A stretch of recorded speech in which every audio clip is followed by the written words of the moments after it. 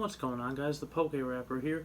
Normally I post stuff like this on my Instagram account, but I thought it'd be better to make a classic deck profile YouTube video for it. So a couple nights ago I went to locals. I saw Ludovico Arizzo's Blackwing list that he's been using to the top couple big tournaments recently, and I said, you know what?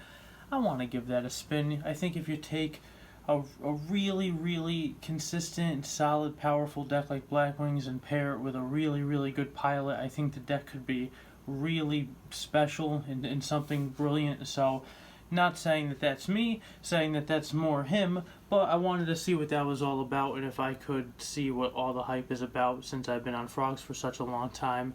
So, decided to give it a shot, went 3-0. We only have a 10 or 11 person local, so luckily went undefeated. Definitely could have side decked better and definitely got bailed out around one that I should have lost 100%, but I sacked my little ass out of it. But aside from that, I've been playing this build a lot, and I could definitely see why Blackwings have a high skill gap. Yes, anyone could pick it up and go Whirlwind Shura or whatever the case may be with the easy stuff, but there are a lot of cards that you do need to hold, stuff that you shouldn't set at certain times, a lot of questionable things that come up very frequently. And it makes this deck pretty skill-based at points. So the list is somewhat common. We start with 3 Shuras, 3 Boras, 3 Sirocos,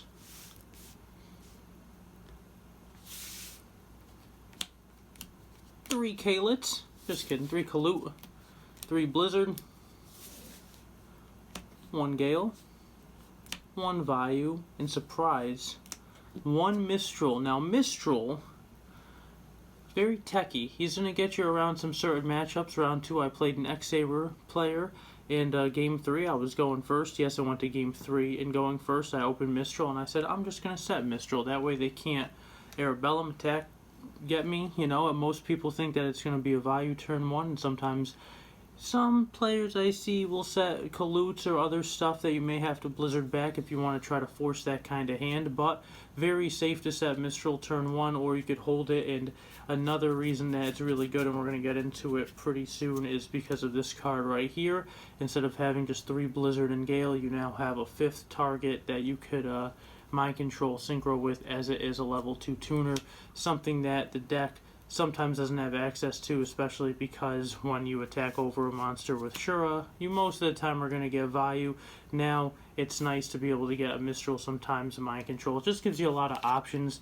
Not saying the deck doesn't have access to level 2 tuners, because obviously it has 3 Blizzard, but it is a really nice option and just a really sneaky card. And 1 Drago Armato Oscuro, excuse my Italian, 2 Whirlwind, 1 Allure of Darkness, Heavy, your MST, your Brain, and 1 book in there. I think the 1 book is actually nice.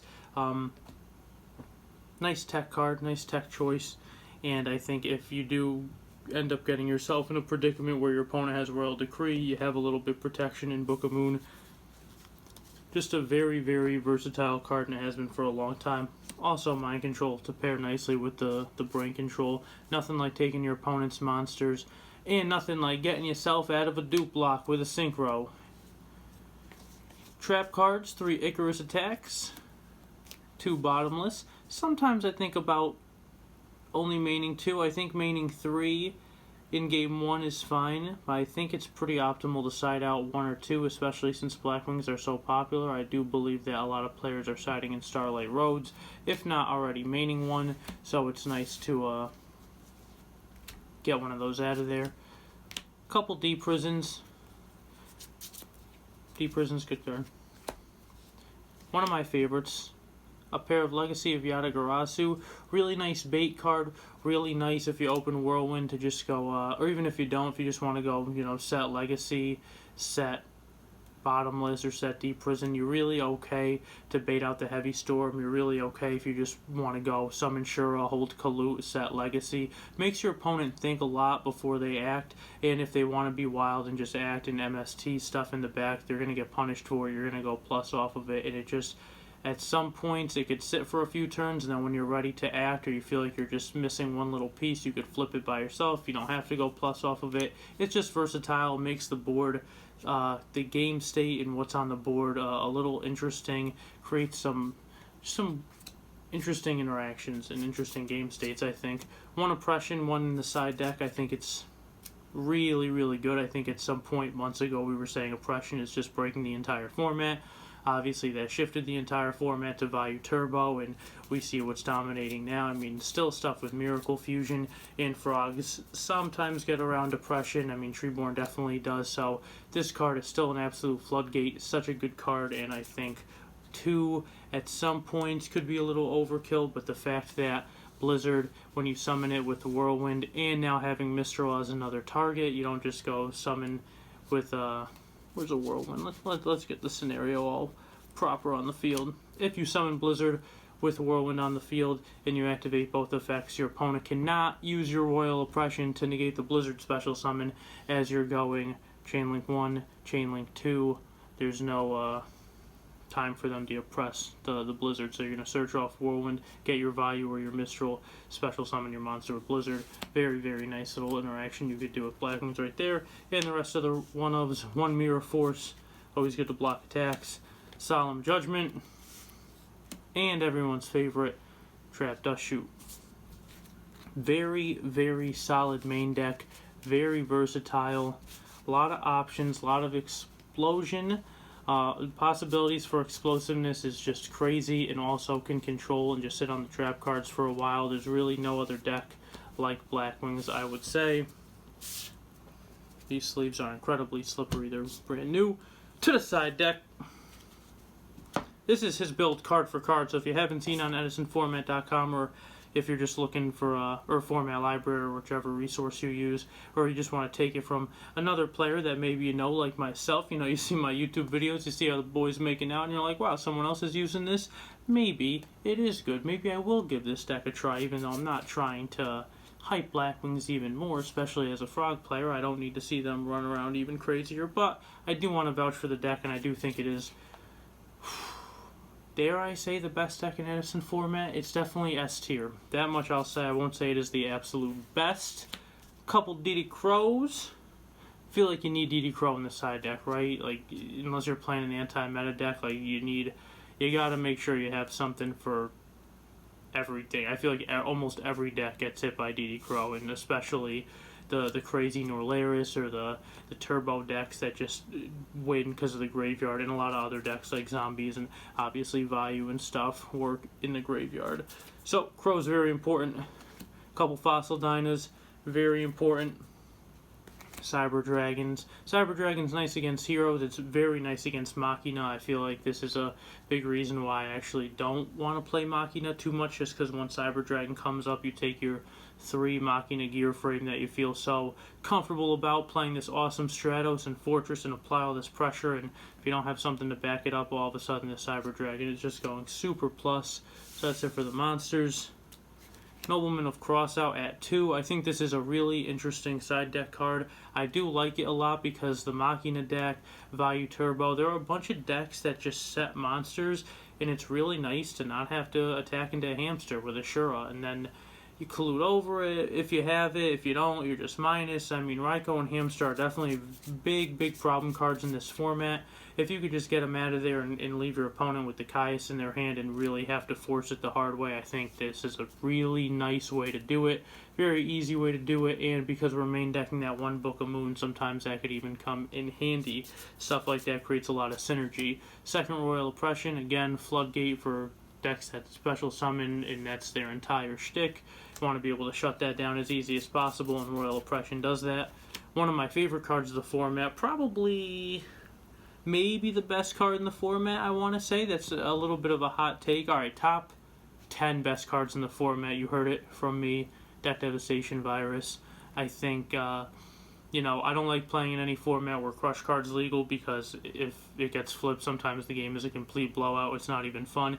This is like Crush Card Virus, except it's at 3, and the requirement to activate it is pretty minimal, I want to say. It's really easy to get off, just summon Sirocco or even set it.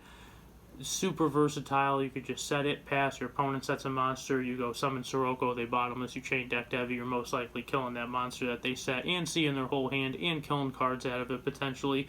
This card is so good against so many decks, and you're taking this super powerful deck as it is and putting a card in it that doesn't even let your opponent play sometimes. You get all the knowledge that Trap Dust Shoot would give you, except you're killing a bunch of cards. This card is absolutely insane. I think, if you want to decide 3, I don't even think that would be very wrong, because you're going to destroy zombies, you're going to really hurt frogs, you're going to hurt Quick Draw, you're hurting so many decks, and I'm sure there are many, many more. I mean, Vayu, you're hitting the Raikos and the Hamsters, Arm Knight, but the rest of the stuff, Plague Spreader, yeah, probably not against Vayu Turbo, right, but 2 Pulling the Rug, very, very good card right now. I think it's really good against Machina. Obviously, I think the first thing that comes to mind is frogs. It gets your opponent swap frogs, and probably more importantly the Monarchs.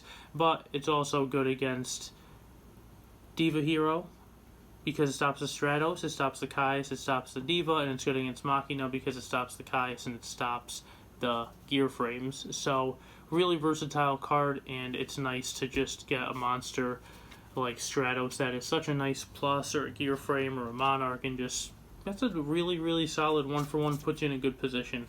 And a couple Dust Tornadoes. Dust is just such a versatile card, really nice to have against many, many matchups, especially when you are a Blackwing player and you have, a lot of back row, and your opponent is most likely going to be playing a lot of back row to stop your back row, and now you could kind of pick those cards apart with your Dust. You might get into kind of a Dust war, and you just always want to be sure to never force your MSTs, never force your Dusts, only unless you're going for game or you're going to potentially go plus, and even then I'd be very leery about just randomly hitting stuff in the back, but it does clean up stuff nice, and it does put you in a really good position. So very solid side deck. And finally, is that extra deck, 1 Chimera Tech Fortress Dragon. I always think there should be 2 if you're playing 2 Cyber Dragon, but I feel like you just have such a hard time finding room for the second one. So just 1, 2 Armed Wing, 2 Alma Master, 1 Silverwind. I think that's pretty standard, right?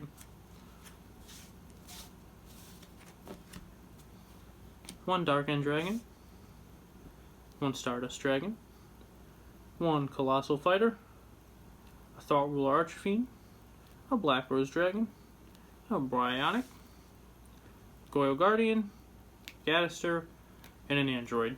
Nothing crazy here, right? Nothing, really nothing to write home about. All these cards are very good. The Blackwing package is good because of value and just because of Blizzard and everything that Blackwings do.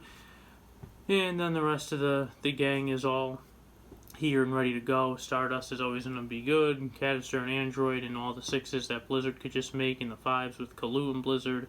And Dark End is so easy. Plus you have Brain and Mind Control too, so with all your tuners and all your Brain and Mind and all your non-tuner monsters, when you could Brain and Mind an opponent's card, especially when you have so much access to control with this deck. I mean, if your opponent summons Diva, and then you could Icarus and leave one on the field, and you have a board, just anything, whatever the scenario may be, there's always potential opportunities to make synchros with your opponent's monsters too, just because of how good Brain and Mind Control are. So I gotta say, I give this deck the stamp of approval from the ThePokeRapper. I think this is a really, really solid deck. Yes, I think Blackwings are S tier. I'll probably make a tier list video soon. I haven't really done one of those ever in my life, actually. I just kind of stick to my live gameplay. So if you guys enjoy that and like watching people play live and kind of get in their heads what they're thinking during the match, I've done that for every War League match this season, and it's been a lot of fun, and I always enjoy doing that. So if you guys aren't subscribed, please consider it. Thank you so much for watching, and we will see you in the next one, baby.